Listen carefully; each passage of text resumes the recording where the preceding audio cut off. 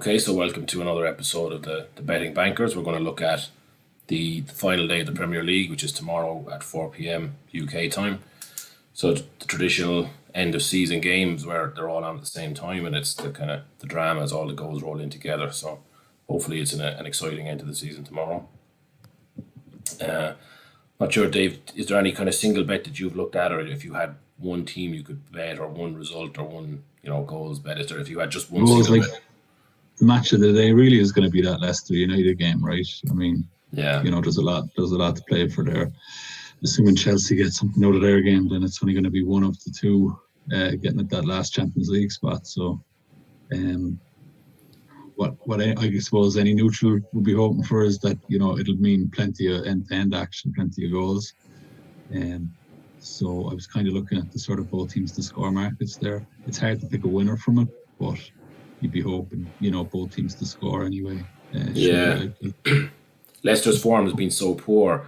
That would have looked like a certain 3 points for them at one stage in the season. But now, I mean, we're looking at the odds here on the screen, and I think a lot of people would fancy Man United tomorrow.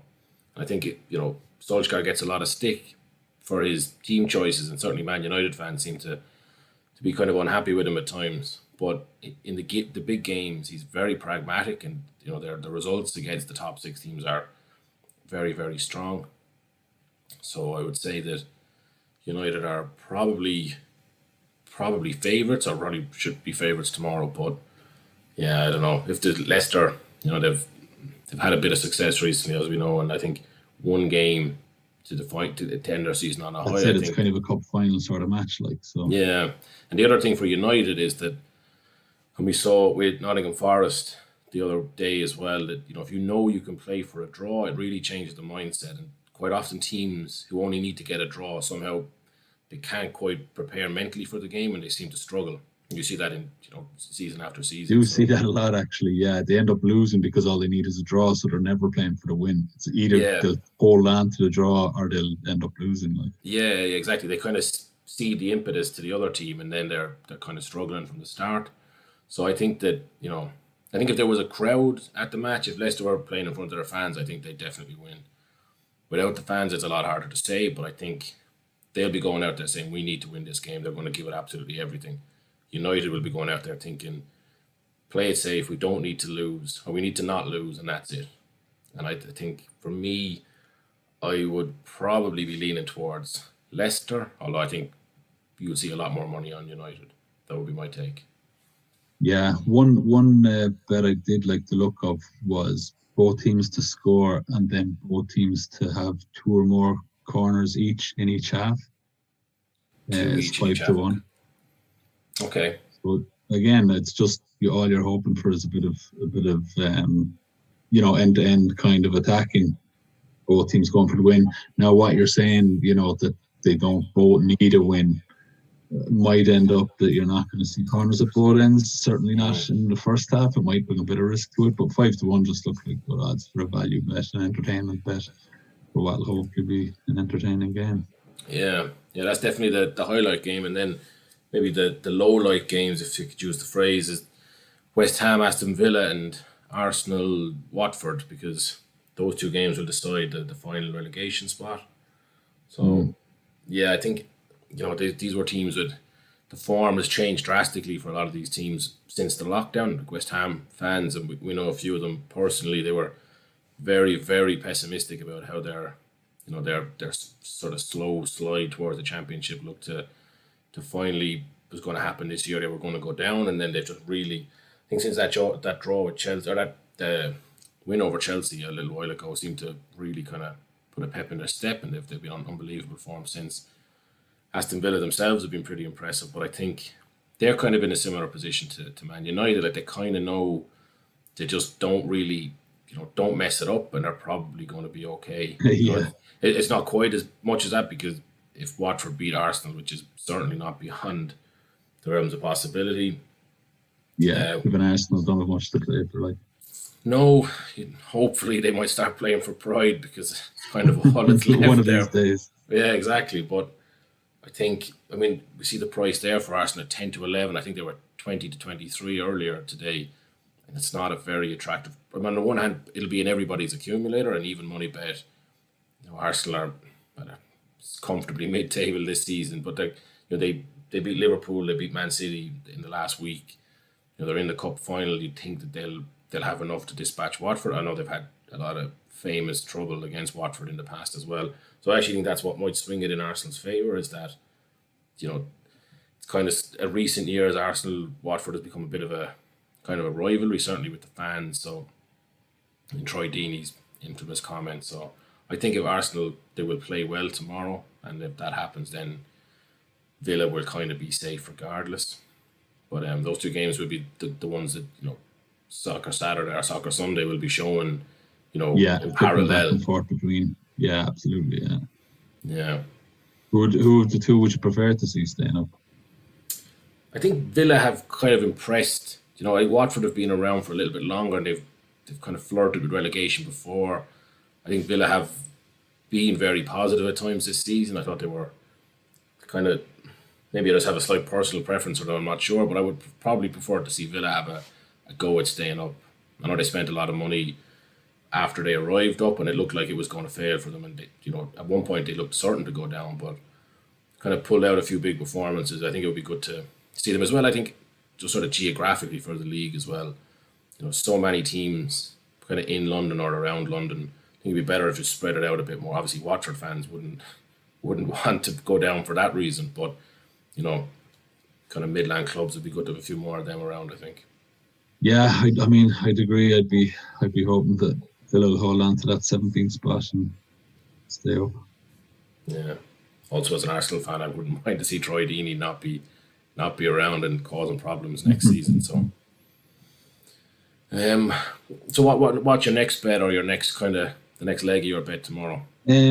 Well, I was looking at Spurs Palace. There's not a huge amount available yet in terms of the player markets. I fancy Spurs to put up a few goals there. Palace have been in free fall pretty much since lockdown, and they don't have anything to play for. They don't have anything to risk or lose. They're not going down. They're not challenging for Europe or anything. So they're just really waiting for the season to wrap up. It's been a pretty poor end for them. So I don't know. I'm kind of thinking there's an enhanced on Betfair Harry Kane 2 or more.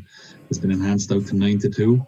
Now, it's not the most tempting odds in the world for him to score 2 goals, but in a good form, he's got a couple of races in recent weeks, possible. I was thinking more kind of outlandish type of bet. Son to score first. I like an outlandish type of bet.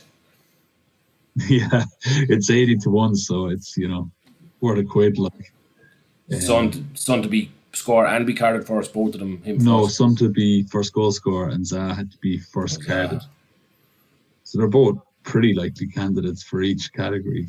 Does Zaha pick up that many cards? Well, I know he got a kind of bit of stick for diving for a while, but sometimes those things get a lot of press, and you think that they're a lot more common than they are. And you actually. Maybe I've bought into that myself a bit too much, but yeah. I'm just being lured in by the 80-1 odds, maybe. Yeah. Well, speaking of 80-1 odds, we're gonna try a 5 to 10k challenge tomorrow. So there'll be a few juicy prizes in there. £5 to 10k, that is, right? Yeah. Not 5k to 10k. Yeah. We're gonna put 5k on Arsenal at 10 to 11, and hopefully have 10k by the end of the day. Yeah, no, £5 to 10k. Usually we would roll that over a week or a 2-week period and kind of have as a rolling accumulator challenge, but considering that all the games are on at the same time, and that's obviously not an option, so we'll do it one bet from each game, and between the 10 bets we'll hopefully turn that £5 into 10k. So there'll be a few kind of evens priced bets in there, and then a couple up around 2-1. So we'll share that bet slip across our social channels later tonight or early tomorrow morning, and you can get the links there, the actual bets. But there'll be a couple of goal scorer bets in there as well. So you mentioned Harry Kane 2 or more, but is there any other players that jump out at you to score a goal? Well, one that I think we're considering for that too is David Villa to go out with a bang and score a goal in City's game against Norwich. David Silva, you mean? Sorry, what did I say? David Villa. Silva. David Silva, yeah. He's back from retirement for one game and for one game only. Yeah.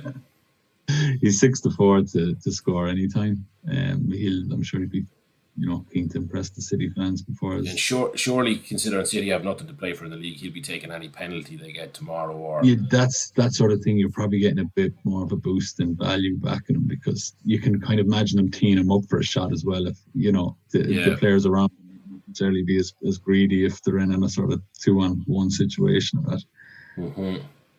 It's crazy, right? That game, you look, obviously, Man City are obviously they're not the best team in England at the moment, but they've got one of the most powerful squads, and Norwich are already relegated, but 35-1 is just an absolutely mental price for any two teams in the same division.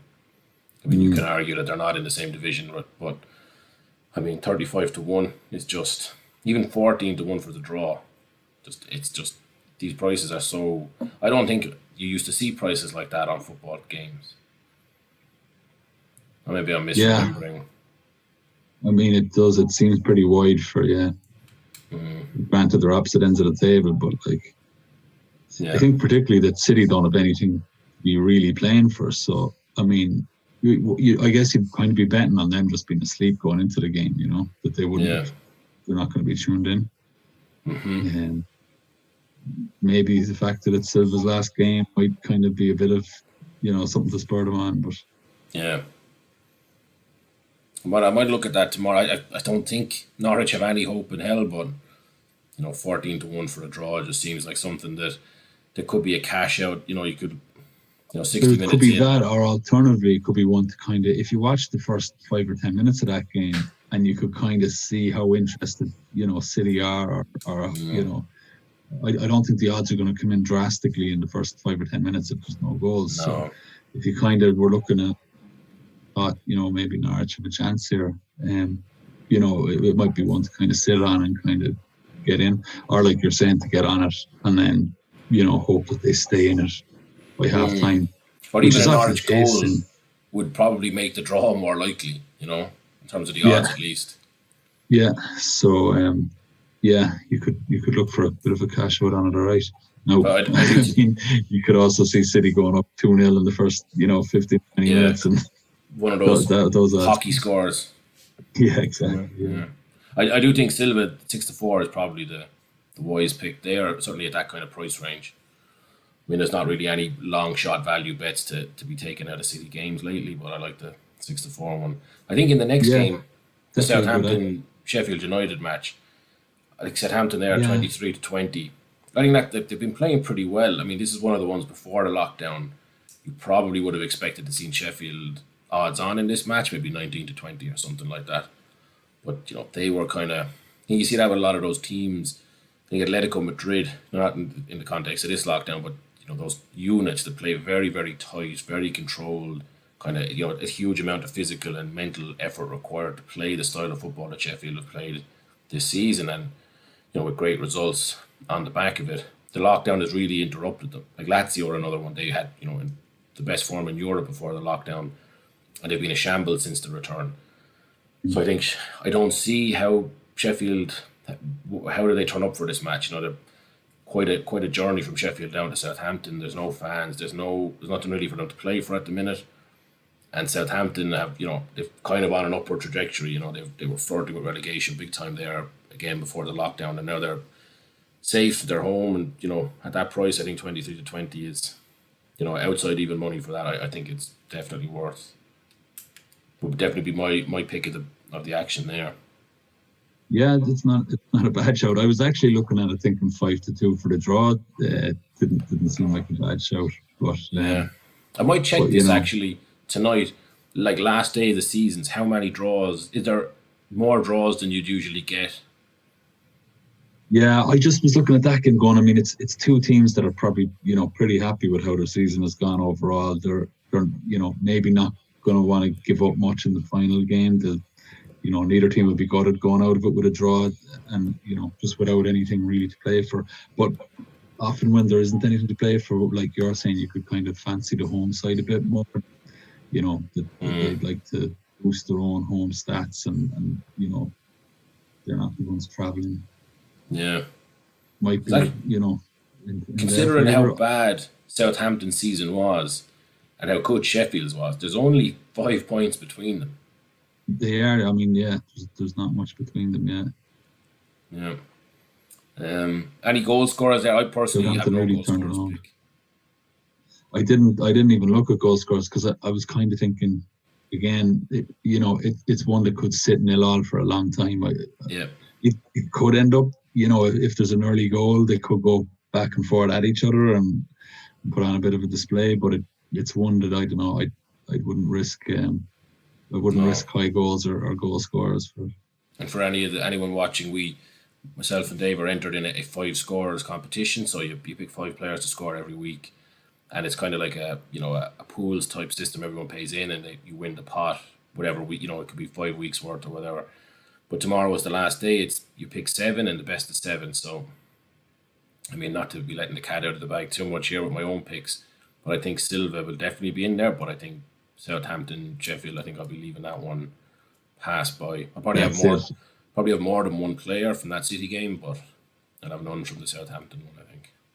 For 2 from City, I've gone from two from Spurs, and I went 2 from Chelsea as well. Giroud has been on serious form. I know he was an old love of yours back as Arsenal. Yeah. So, yeah. I think he's criminally underrated, Giroud. I really do. And I think Lampard, when he arrived at Chelsea, he was, as every manager does, especially in the position he was in, they're trying to make some statements, and that Mourinho style. Always one player gets frozen out when he joins a club. I think Lampard used Giroud as a kind of, not a scapegoat, because there wasn't like there was problems there before and they had to blame anybody, but he made an example of him, completely cut him out of the squad. And okay, the way the season is gone, if Chelsea had a few more points, wouldn't really matter. They were never really in the race, and they're probably going to get Champions League anyway. But I think the lack of goals, 2 or 3 spells this season, Chelsea really struggled to score. Giroud wasn't being brought on, or he wasn't even in the squad. And now that he's getting a run of games, look how effective he's been. He was kind of derided a lot, but he won a World Cup with France there 2 summers ago. True, yeah. He brought. You look at Arsenal now, and everyone would say they've got 2 better strikers than Giroud with Lacazette and Aubameyang. And Giroud had them finishing 2nd, 3rd, and 4th, and these 2, world class strikers in their 9th or 10th. Giroud he's an enormous impact on the team, and I think he's a good shout tomorrow for Chelsea. One bet I actually saw on him that I thought was interesting. I'd like to see your take on it. What would you say for Giroud to score a header? I don't know what happened since he moved to Chelsea, because I stopped following it so closely. But I know when he was at Arsenal, this was about 2.5 seasons in, say, that no player in European top flight football had scored more headers than him in the time he'd been at Arsenal. And that was over at least 2 years, maybe 3 years worth of football. And it wasn't even close. Like, say, he was up at about 28. Then it was like, I think Lewandowski at Bayern was down at 22, something like that. And it was those numbers, I might be to scale, or those numbers might be higher or lower, but he was drastically ahead of anybody else. Yeah, there was distance there. Yeah. So go on. What would you back him to score a header? I mean, I would imagine he's probably 4-1. Is he? No, I'd say he's going to be 11. 7-1. 7-1. I back that. Yeah. That's actually a good. There's some nice long odds bets out there that could be kind of rolled up. Maybe the Harry Kane double can't be the Harry Kane special. As long as they don't let you accumulate specials. Yeah, I'm not sure if you can accumulate that, but yeah, some of the others you could roll them into a pretty long shot bet that would certainly keep you entertained for the afternoon. Yeah. Actually, there's something. Oh no. I was going to say, I don't know if you're keeping an eye on that Napoli game that's on at the moment, are you? Yeah, I have no action on it, but I just had been looking at it earlier. Did you back anything? I did a small bet on Napoli to win and both teams to score. Now, I think Sassuolo just had a goal disallowed. Yeah, I think it's disallowed, yeah. It's a bit of a shame. That would have been nice 1-1 heading toward half. Well, I had Napoli back to win and both teams to score last week, and they were 1-1. I thought that's absolutely perfect, and then they went on to lose 2-1 against against Brescia, who hadn't won, I think, in like 7 games. Really? So, yeah. Yeah, I know Napoli aren't the most reliable, but I think their last 5 home games, 4 of them they've won with both teams scoring, and the 5th was like a 2-2 draw. So they're scoring and conceding at home. They're That's winning a always lot of been it. their way, though. I think me and you together would have done a lot of Serie A bets earlier in the season that were winning both teams to score was quite a big component of that. They were priced very generously. Yeah, a good team of it. Yeah. But it's got the prices have kind of fallen out of that market a bit since the return, I think. Yeah, they were 95 for it now tonight, and considering they were 1-2 for the win, I thought 95 for the win. It's a massive conceding jump in odds. 4 times the return you're making there. Yeah, although I looked at Inter and both teams to score earlier today, and they were 9-5 as well, maybe 9-4, and they won 3-0, did they? 3-0, yeah. So, yeah, those ones are sickening. Like you're just waiting for the consolation goal to come. Genoa had 1 shot on target in the whole match, and they never really looked like scoring. Yeah, so even around it was 1-0 on 79 minutes, so it looked like it never really was in. You thought even if there might be a draw here, but then you can't 2 more goals, and then Inter scored both of them. So I think Chelsea are 10-11. I think Wolves they'll have their eye on these European games coming up, but I just think that Chelsea are probably a good even money shout there tomorrow. I don't know if I think in the accumulators to be there, but yeah. Now I think with that game I'd be quite keen to see the team sheets though, because Chelsea have an FA Cup final and Wolves have the Europa League, and obviously both of those things will mean an awful lot more to the clubs than 3 points when their positions at the table are basically nailed in anyway. So what can happen? What can happen to Chelsea if if they lose and Leicester win, right? They're losing that Champions League spot. Yeah. So Leicester win, they go to 65. Yeah. And United will stay on 63 with a better goal difference. And if Chelsea have lost, then the goal difference is basically uncatchable. It's 15 goals. So yeah. So I know, Chelsea have, other games coming up, but they still kind of need to, focus some bit on. They'll want to get a result there. They won't want to rely on United. Yeah, and I don't think you could. How limp United looked against Chelsea in the cup. That's not I do think they'll take it seriously, and I do. As I was saying, I think they're a good even money bet tomorrow. So I'll be including them, I think, in my safe one. So yeah, what's the next game then for us? You mentioned Crystal Palace, Tottenham. 4-7 for Tottenham, 11-2 for Palace. It's a tough one. The only one I was thinking is that Palace seem to go through hot and cold spells. They've had a couple of good runs this season against Arsenal in particular as well. They've been particularly impressive, and Palace actually seem to always do better against the kind of London teams and those kind of London clubs, right? I wouldn't say it's necessarily a derby game, but they do perform very well against Chelsea, Arsenal, West Ham. So I think 11-2 is big. Spurs have nothing to play for, and Palace, they haven't really impressed this term. I think they're a club in kind of trouble because we've talked about it before. They're a very, very old team, but I think one last hurrah this season. I could be tempted in that long odds one. I think 11-2 there is pretty long for a home team. And Spurs they've been quietly picking up points, but they haven't really impressed massively. No, that's true. Yeah. 11-2. Might pick there. I think there's going to be goals, but I wouldn't probably back it either. I'd say it's 10-11 there for over 2.5. It's an interesting one, but I think I might be sticking this as my long odds one. The next game then we have Newcastle-Liverpool. Yeah, well, it's another one where the home team are long odds, and neither team have a whole lot to play for. Yeah, 13-2 for Newcastle to get the win. It's the kind of game Liverpool could lose. They're lifting the trophy last week. Their season's over effectively. Well, their season in the league is over. Their season is over. Yeah, that's their last game. So yeah, they've lifted the trophy. They're they could be going at that game over or anything.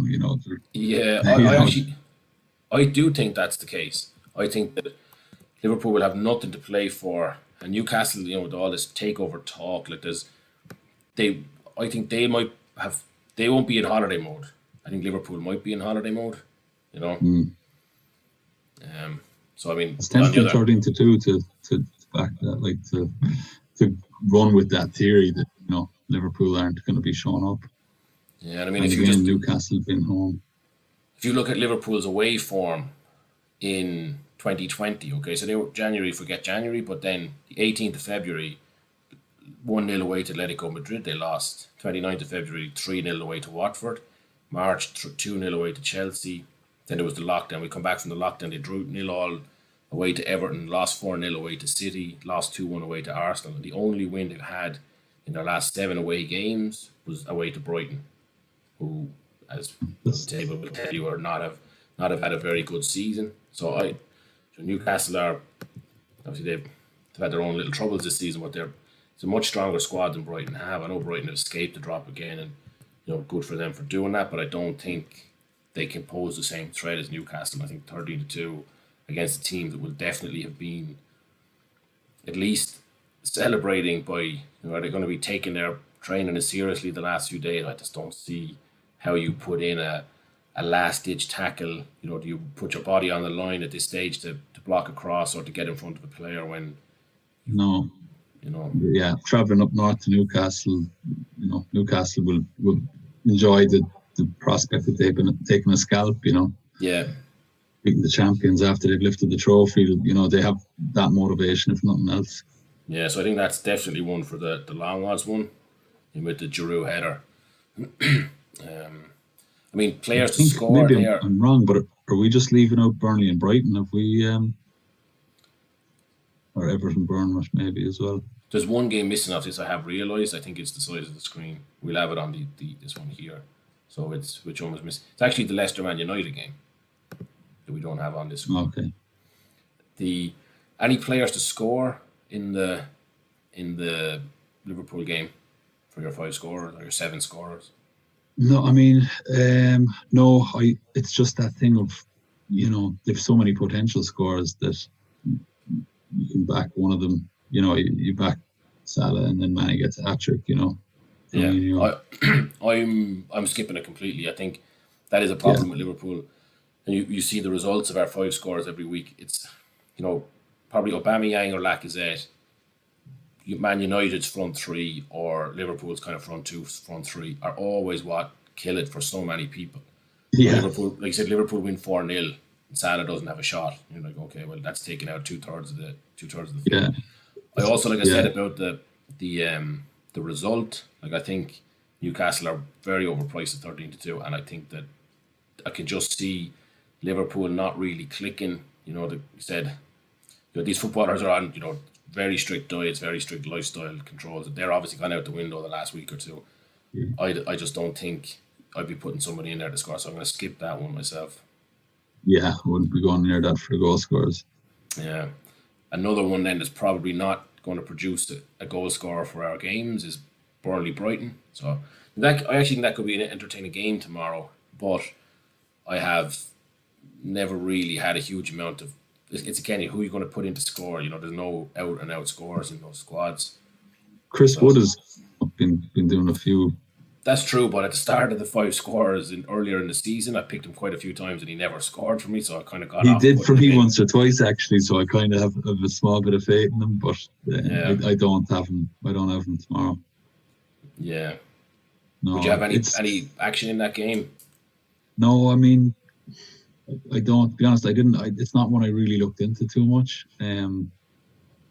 But in terms of your bet boost that you were talking about for what was it, 5-1 for there to be no nil odds? I was kind of looking at this 25-1. Yeah, 25-1. Yeah. I was looking at this game one. This could be the risky one. Yeah. Of that, this would be the one you'd be hoping for an early goal, and then you can keep your eye on the rest of them. I actually think that the banana skin in that bet is Everton-Bournemouth, which we'll come to later. But Everton I guess that's why we left these 2 to last, because there's potential for not much excitement in either of these games. Yeah, if you were going to have any action on the Burnley game, is there anything that jumps out? I think Burnley at 13-10 there are not a bad price. No, and it's the same logic really that we're saying. It's the home team in the final game of the season. You could lean on that logic, all right. This is one of those games. If there was a crowd there, I could see Burnley putting on, entertain their fans one last day. They're one of those teams with a very strong connection between the club and the fans. But in an empty stadium, it's so hard to call. Will the players be really pushed about it? The players will put on a show for their fans, but will they put on a show because people are watching on TV? It's just hard to say. And like one other thing, I mean, realistically, it's only in the last game really that Brighton were mathematically safe. I know they've only got 2 draws in their last 2 games, but they were still elsewhere have gone their way. Sure. But now, they definitely can, have relaxed a bit since the last couple of games they played, and that might affect them negatively as well. But it's funny you say that. Sometimes it's the opposite. The pressure comes off, and I remember a good 10 years, consecutive seasons of watching Arsenal when they were like really in with a chance of winning the league. They go 6 points clear, 7 points clear, or be right on the heels of Man United or Chelsea after Man United, and then they blow it, they wet the bed, they just lose 5 matches in a row. They would be mathematically unable to catch the champions, and then they'd win their last 7 games of the season. Absolutely spectacular football again because the pressure would come off. So I think sometimes you get that with these teams that the threat of relegation and the fear of going down a division makes them very cagey, and then mistakes come from that and they don't do too well. They scrape a few draws, and like Brighton have avoided the drop. But now that that weight is off their back, they might be inclined to play a bit more. I don't particularly think they're going to win tomorrow, by the way. It's just sometimes I think the pressure goes off can actually help a team. It's probably a risky one to go for, all right. Like, I don't know, is there huge value, back in either team? I think, like, Burnley, they haven't lost in, 7 games or something? Yeah. They always do that. Quietly go about their business, Yeah, I think they're 4 wins and 3 draws in their last 7. So if they keep up that form, 13-10 does look like good value. Yeah, I like it. I mean, there's a few we're looking at the odds here on the screen, and we've got, just in case it's not clear, the 2 columns. So it's win, draw, away, win, and then it's over 2.5 and under 2.5. And the under 2.5 in that Brighton Burnley game at even money, I mean, it just seems, if that finishes like 0-0, 1-0, 1-0 the other way, or 1-1, nobody would think twice about it. No. Over 2.5. 2-0, like, yeah. Yeah, or 2-0 even, yeah. There's nothing in there. It's covering a lot of scorelines, really, Yeah. Like all of the very most likely scorelines of that game. Yeah. The other one there, like that Southampton Sheffield United game, 19-20 for under. Even the Tottenham game, 11-10 for under. There's a lot of like under goals tomorrow, very, very generously priced over there. So, yeah, it's what we spoke about before. That people, probably ourselves included, that the temptation is to back the overs for the entertainment of it. That you can, you're watching each goal coming in and celebrating it. It's a different kind of feeling back in the unders. But I do think that often, just generates more value for actually backing the unders, because the over goals are over backed by punters, and that's always going to shift the odds in favour of backing under. Yeah. So we didn't go into it in too much detail. We did touch on the West Ham Aston Villa game. I just think that West Ham at 2-1 there is a mad price. I mean, West Ham have had a string of great results since the return of football, especially recently. I think 2-1, like they were safe, and they played very well against Man United. They drew away to Man United and they played pretty well. It was kind of a solid performance. They had, very little possession, but they were impressive. I think 2-1 at home, I think that's I'm surprised that Aston Villa are favourites for this match. But Aston Villa in the drop. Yeah. It's got to just be based on the fact that West Ham are safe. Since that 3-1 win over Watford, they're safe. They could have already started celebrating their survival, whereas Villa need to go out and play and make sure that they're not going down themselves. Yeah. If you look at West Ham's results, so they football came back. They lost to Wolves. They lost to Tottenham 2-0. Both of those games, they were looking pretty much on thin ice. They beat Chelsea 3-2. They drew with Newcastle. Okay, they lost to Burnley. They beat Norwich. They beat Watford. They drew with Man United. So I mean, there's what's that? 3 wins, 2 draws, and a loss in 6 games is pretty good, considering especially that they played Chelsea and Man United in that time. I think 2-1 is a very generous price there for them. I know you're saying they don't have much to play for, and there's always the risk that they'll have been on holiday mode for the last week, and they won't be sharp for That's this game. certainly what the odds are reflected on. Like, I mean, if that wasn't the case, yeah, you'd be expecting West Ham to be odds-on favourites for that game. I always find with West Ham, when they're a low price, they're never worth it, but when they're a high price, they're always worth it. It's kind of how I see West Ham. With any goal scorers for you in this game? No, they're not really. I don't know. I mean, certainly for the 5 scores, I'm not going near it. I was kind of looking at who might do it for Villa. Trezeguet's kind of scored a few in recent weeks for them. Mm-hmm. So it might be the hero of their survival. But in terms of betting, I don't think I'd be I think the 13 to 10 or 13 to 8? 13 to 10 for under goals there for me is Aston Villa's last few games, like 1-0 against Arsenal, 1-1 against Everton, 2-0 against Palace. Okay, they lost 3-0 to United, 2-0 against Liverpool, 1-0 against Wolves, 1-1 with Newcastle, 2-1 against Chelsea, and then 0-0 against Sheffield. So that's 7 of their last 9 games have been under 2.5. And they're not setting the world alight by scoring goals. Like, they're defending well. So back to your point, that West Ham have nothing really to play. They don't have anything to play for. No fans to impress or disappoint. It's just going to be, like you said, they're definitely on holiday mode now, or potentially on holiday mode. If Villa start playing really tight, trying to keep things safe, and that match is just winding on, I can see West Ham might not have the fire to really try and break them down, and Villa will just try and nick a goal if they can. I mean, like any of the points they've picked up in that list, Arsenal, they beat them 1-0, Palace, they beat them 2-0. They picked up points against Everton 1-1, points against Newcastle 1-1, and points against Sheffield 0-0. So any of the games where they've done well, it's been under 2.5. So I think, as opposed to picking a result there, I actually think looking at it again, the 13 to 10 on under 2.5, which is soul destroying to back, looks like a pretty good price. Yeah, it does look to be valued there for sure. We should just quickly check West Ham's recent results as well. I have a feeling it's going to be a little bit higher, but broadly similar. They've had a few in their wins. They've had, very high scoring wins. 3-2, 3-1. Yeah, 4-0 as well. Yeah. But when they don't pick up points, which is, kind of, you'd expect if Villa are going to pick up the points. 1-0 against Arsenal, 2-0 against Wolves, 2-0 against Spurs, 1-0 against Burnley. So, I think I'm going to go with under goals there. And if I'm back in under goals, I definitely won't be taking a goal scorer out of that game.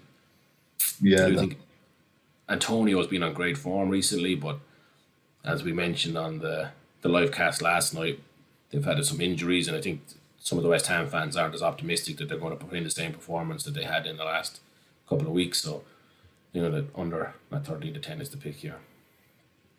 Everton Bournemouth, then, that's one that's probably not going to set the world alight. Again, 2 teams with nothing to play for. It's mad to think that Everton are 6-5 for this game. They've had a pretty poor return from lockdown. It's kind of a lot of optimism when Ancelotti took over, and a definite upturn in results, but it seems to have gone slightly awry since then. I'm not sure if you've got anything picked out for this one. I don't.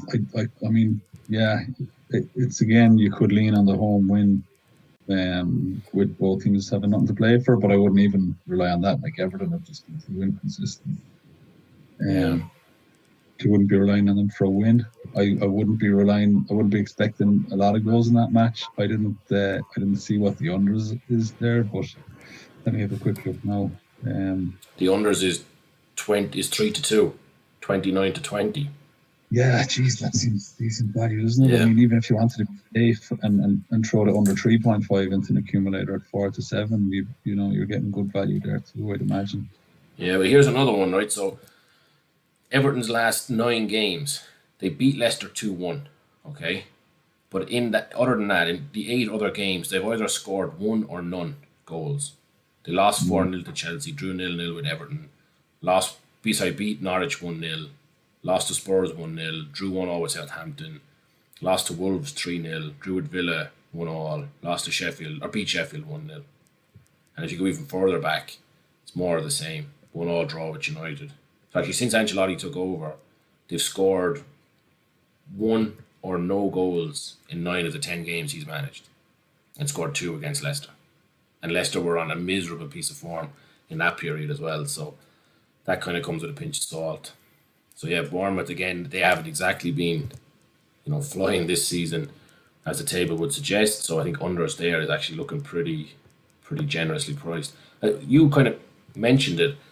I think it just might be that so many people back the overs that the bookies have to put that generous price on the Yeah, unders. if the money's going on the overs, it's always going to push the odds or push the value towards backing Yeah, unders. Yeah, because if you look at Bournemouth's form, I mean relegation form, there's no surprise here. But their last 9 games is 1 win, 1 draw, and 7 losses. And if you go back even further, yeah, their last 12 games is 1 win, 2 draws, and 10 losses. So pretty terrible. And they have scored none or one in nearly every single one of those games. They also scored quite highly against Leicester. They beat them 4-1, which was quite a surprise to everybody. But that's it. They don't score. So two teams that aren't scoring with nothing to play for. Everton will have no fans to impress. They don't seem to be able to find goals anyway. Against Bournemouth, who will, their heads that have dropped. They've been relegated mathematically. They're gone. So I think 3-2 there is pretty generous. yeah, it does. It seems decent value. Yeah. Up next, then we've got Chelsea Wolves. We gone through that earlier. I think it's hard to look past your Giroud header at 7-1. Before I put that into a bet, I would make sure that he's in the starting 11 just in case they do rotate. That's the fear there. Yeah, you don't know if he's going to make it. I mean, based on form, I think he scored in 5 consecutive games, something like that. Yeah, but just something with a cup final coming up for Chelsea, they might rest them in that game. I don't think they will. Like you mentioned it, it's still conceivable that they miss out on the Champions League. So and just the fact it's not like Giroud's been overplayed this season or anything. Like you were saying, he was cut by Lampard.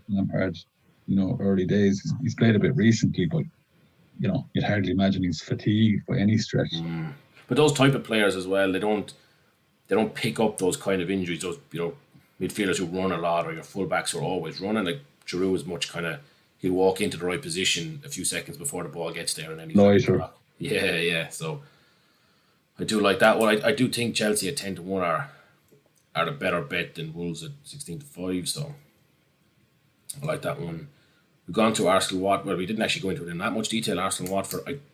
Arsenal's league form has been terrible, and they beat Liverpool, which was a good lift for the squad, and then that kind of gave them the confidence to beat City in the cup. But since the return, they lost to Villa, they lost to Brighton. They've been quite poor, especially against the lower down teams. It's kind of it's hard to say it, but it does look like from the outside it's kind of a lack of motivation. They're not going to get into the Champions League. I've never really heard of players fighting particularly hard to get into the Europa League, and things weren't really going that well for them. So it's easy to see, if Watford win this match at 3-1, they're playing for their survival. I don't think anyone would be too shocked, and I think in a long odds bet, that's probably worth considering. But in a big accumulate, I just think there's a bit of animosity between the two clubs recently. I think it might be enough for Arsenal to put in a performance. Where the Gunners on. Yeah, and as well, the same position as Chelsea with a cup final coming up, they'll want to put in a good performance. If they rotate the squad at all, those players will be looking to remind the manager that, what they can do. I'm sure that would, I don't know how modern managers motivate their squads, but there's a good chance that they'll have been told, look, there's a cup final and you can play your way into or out of the team this weekend. So I think 10-11 there is pretty decent. Was it 4-6 for the overs? seems a bit fairly priced.